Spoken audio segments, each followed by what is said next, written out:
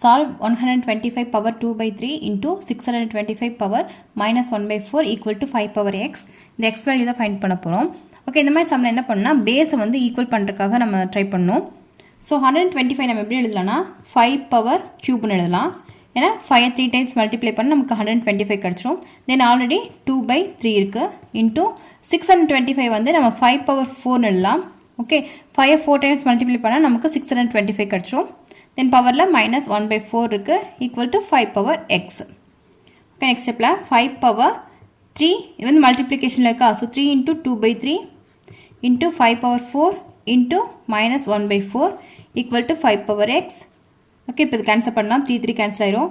So என்ன இருக்குன்னா 5 power 2 into இங்கே 4 4 கேன்சல் ஆயிரும். 5 power minus 1 equal to 5 power x. Okay, next ஸ்டெப்பில் பேஸ் ரெண்டு ஈக்குவலாக இருந்து அது மல்டிப்ளிகேஷன் இருந்துச்சுன்னா பவர்ஸை வந்து ஆட் பண்ணிக்கலாம்.